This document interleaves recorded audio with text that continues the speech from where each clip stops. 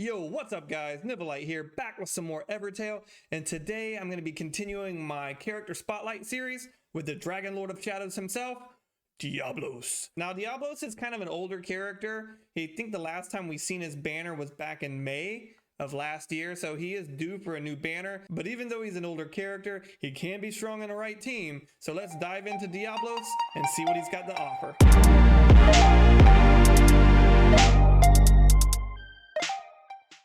Okay guys, full disclosure, Diabolos is not my favorite dragon. Don't really like Diabolos. I don't like his skill kit. I don't like his design.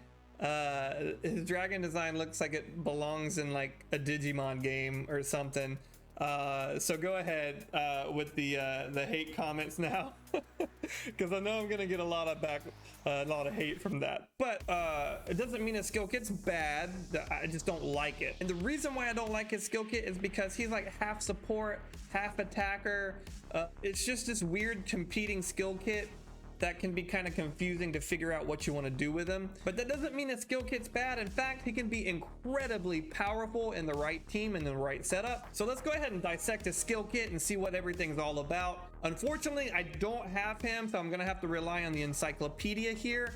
So I don't have his fully awakened stats at level 200, but he's going to be comparable to some of the other dragons. His leader skill is dark element units have their attack increased by 10%.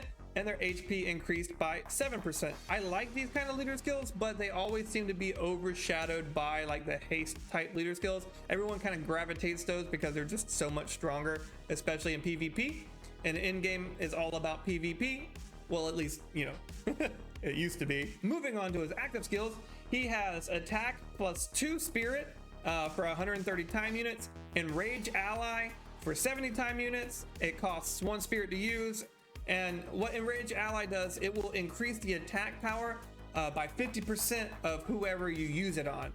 Now, if it's not Diabolos himself, they will lose 30% of their HP. Now, this skill can't kill a unit, so if it would kill them, they just go down to like 1 HP. Another thing to note about the Enrage Ally skill is it will override any other Enrage effect that is in play at that time. He also has Payback Strike, which is minus 3 spirit for 160 time units, 350% damage to 2 units, and you can only use this skill whenever an ally is defeated. And he also has Life Flip Ally, which can only be used once per battle, and it will just flip the HP of whatever unit that you use it on. So it's a way to heal somebody, basically. Now, the reason why I say his skill kit is confusing and why I don't really like it that much is because at first it seems like he's kind of a greedy unit where you want to enrage Diabolos and do attacks with him because he's not going to lose HP. Then you look at his attacks and you're like, well, he doesn't really have any attacks. He has a regular attack and then he has payback,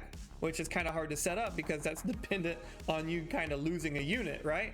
So then it's, well, what do you use it on? Now I'm gonna go over his passives before I talk about what kind of team composition that he really fits in and really shines, because his actives and passives, they make a big deal on how you're gonna use them. So his very first passive is Life Drain. When this unit deals damage to an enemy, he will get healed for 100% of the total damage. So again, that kind of makes you think you want to use Diabolos as an attacker.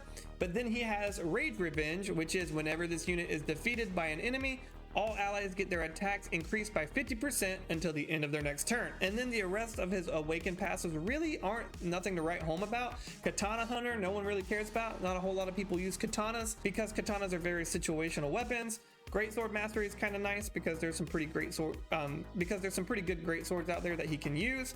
HP and attack up are all pretty standard. And so like I do with all my spotlight videos, here is the profile versions of them. You can pause if you want to read or look at the artwork. And here's part 1, part 2, and I don't have part 3, so I just made this. Okay, so where does Diabolos really fit in and how should you use him? My personal opinion is you should use him as a support to another damage dealer who has a drain ability. So Savage Drain, Over Drain, Poison Drain, because he's gonna basically just make that drain unit delete another unit and instantly heal themselves back to full health. So he works really good with setting up another damage dealer that has a drain attack. Now this is counterintuitive because of his own first passive, which is when he attacks, he heals himself.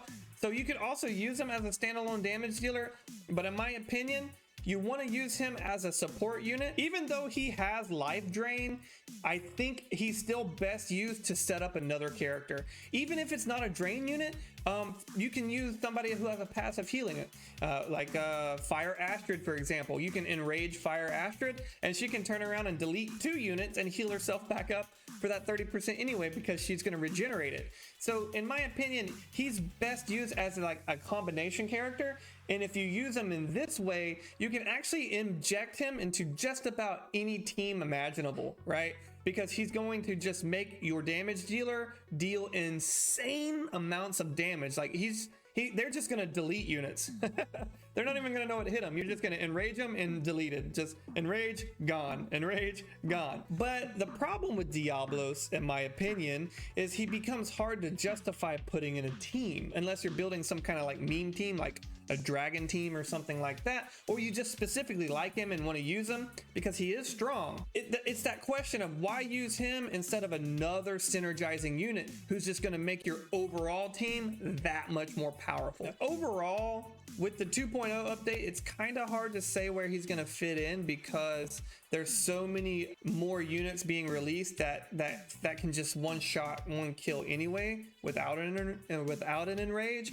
But it's kind of hard to say because we don't really have anybody at fully awakened level 200 like units yet to really test to see if we're gonna need like an enrage skill, because if you don't need an enrage skill to kill a unit, he becomes useless in my opinion. So my final thoughts on Diabolos are he's best used as a frontlining unit, so you can make use of his rage skill when he dies, and you're gonna want to pair him up with somebody who can do a drain skill like poison drain, over drain, savage drain, something like that. So they'll deal lots of damage and then heal themselves back. Or pair him with somebody who has passive regeneration, like Fire Astrid, for example, who can also make use of that rage skill. But hey guys, that's just my personal opinions and preferences on the game.